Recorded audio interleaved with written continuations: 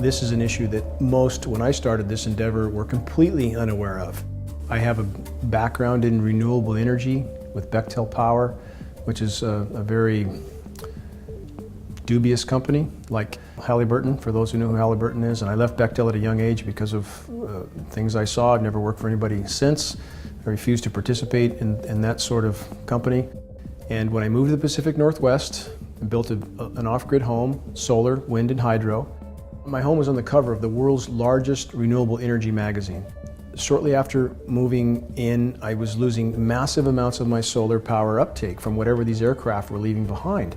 I mean, I would lose 60, 70, 80% of my solar PV uptake. That's an immense amount, and there's no chance that's from condensation, no chance at all. So I began to research, found a mountain of data on geoengineering, climate engineering, solar radiation management. I researched the primary elements in some of the patents relating to these programs. I began to test my precipitation. I hoped I would not find these materials in my rain, because I certainly knew that I would have to face this issue.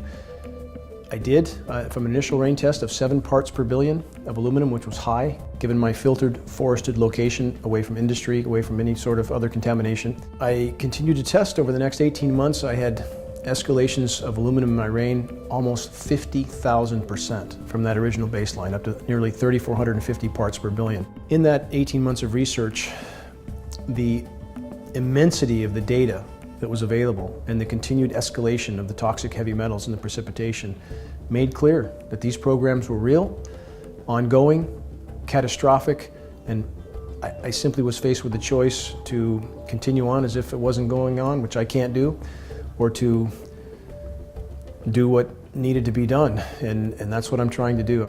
I'm simply trying to play my part in this, to bring this to light.